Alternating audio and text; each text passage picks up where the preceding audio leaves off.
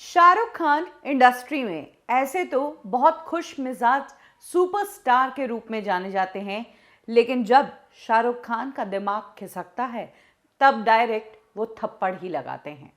और आज के इस एपिसोड में मैं आपको शाहरुख खान के कुछ फेमस झगड़ों के बारे में ही बताऊंगी।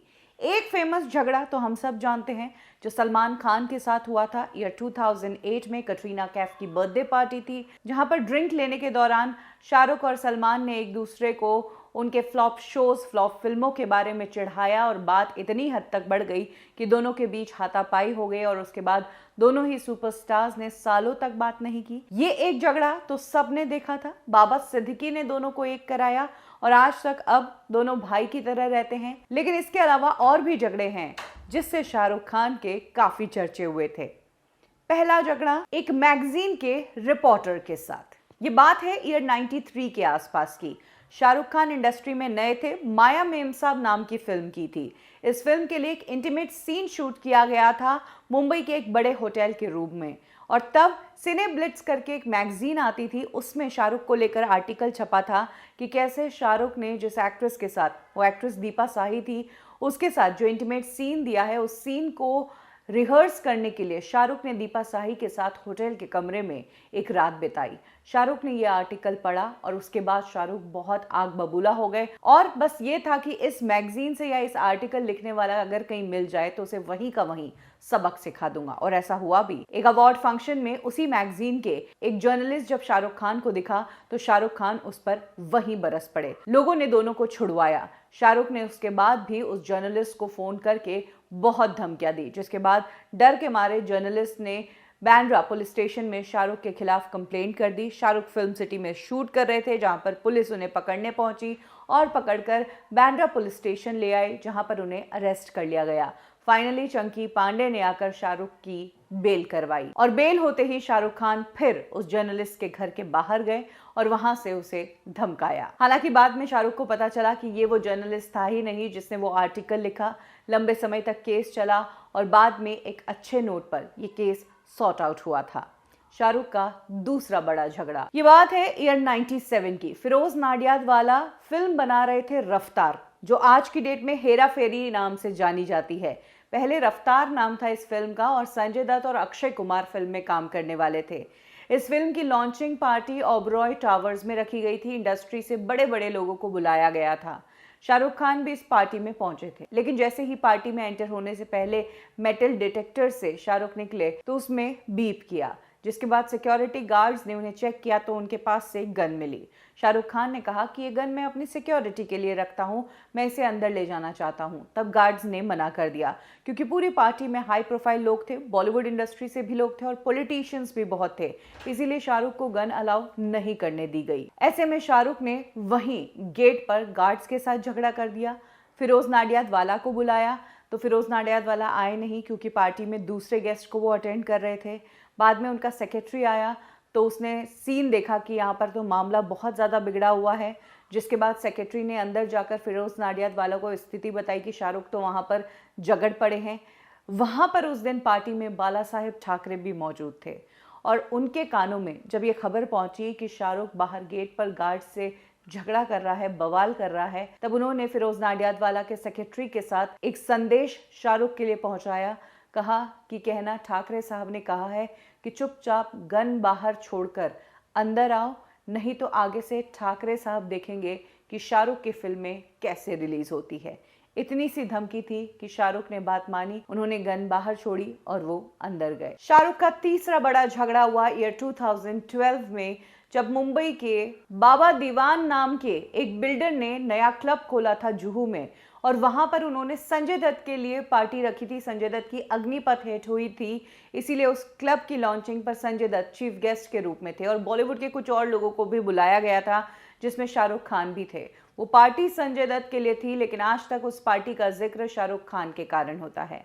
एक्चुअली शाहरुख खान उस पार्टी में पहुंचे सुबह के 3:45 बजे। शाहरुख ने जाकर डांस किया, एंजॉय किया, संजय दत्त के साथ बातचीत भी की। उसी पार्टी में शिरीष कुंदर, जो कि शाहरुख की बेस्ट फ्रेंड फराह खान का पति है, वो भी था। शिरीष कुंदर कुछ समय से शाहरुख खान की नजरों में चुभ रहा था, क्योंकि शिरीष कुंदर ने शाहरुख खान की फिल्म रावण के लिए ट्विटर पर लिखा था कि हाल ही में मैंने 150 करोड़ का फुस पटाखा देखा। अब आपका दुश्मन भी होगा तो इस तरह की बात नहीं करेगा। अब ये तो फराह का पति ठहरा। ऐसे में शाहरुख लंबे समय से शिरीष को इग्नोर कर रहे थे और इस पार्टी में भी उन्होंने यही किया। वो शिरीष को इग्नोर कर रहे थे, उन्होंने अपनी एंजॉयमेंट की। सुबह की 4:45 जब बज रही थी तो शाहरुख पार्टी से निकल रहे थे। संजय दत्त उन्हें क्लब के बाहर छोड़ने आए। तभी शिरीष कहीं से आया और शाहरुख के पीछे जाकर खड़ा हो गया और उसने शाहरुख के कान में कुछ बोला, जिसके बाद शाहरुख मुड़े, शिरीष को सोफे पर धक्का दिया और वहीं पर एक थप्पड़ मारी, जिसके बाद काफी बवाल हुआ था। खबर ये भी आई थी कि शिरीष कुंदर और फराह खान एफआईआर दर्ज करवाएंगे, लेकिन ऐसा कुछ नहीं हुआ। हालांकि फराह खान ने ये ज़रूर कहा कि शाहरुख खुद मानते हैं कि ये थप्पड़ मारना या हाथापाई करना ये सब चीज़ें शोभा नहीं देती है, गलत होती है। ऐसे में अगर शाहरुख इस स्थिति में आ गए हैं तो मैं समझ सकती हूँ कि वो प्रोफेशनली इस वक्त कितने टेंस्ड चल रहे होंगे। शाहरुख की चौथी बड़ी लड़ाई वानखेड़े स्टेडियम में 2012 का वो मैच जब कोलकाता नाइट राइडर्स और Chennai super Kings Wankhede stadium में मैच के लिए भिड़े थे और शाहरुख की टीम जीती थी। जश्न का माहौल था, शाहरुख के बच्चे भी वहां पर मौजूद थे। सुहाना, आर्यन, ये सभी लोग पिच पर जाकर सेलिब्रेशन को एंजॉय करना चाहते थे।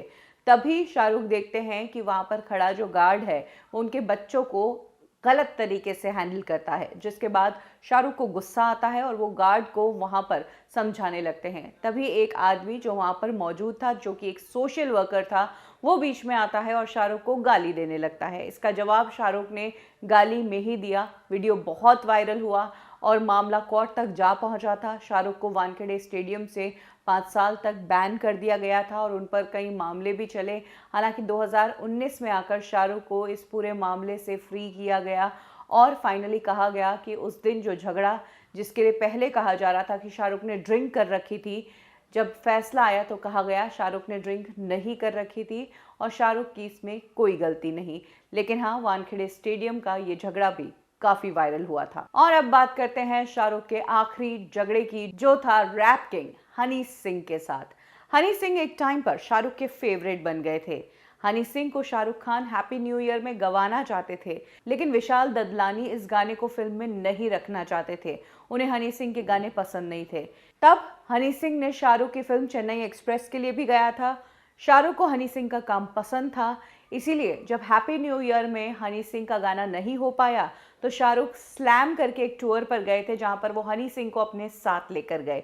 वर्ल्ड टूर था ये। शाहरुख पॉपुलर स्टार है, भीड़ आने वाली है और शाहरुख की ऑडियंस हनी सिंह को भी देखने वाली थी, तो हनी सिंह के लिए भी एक अच्छा एक्सपोजर था।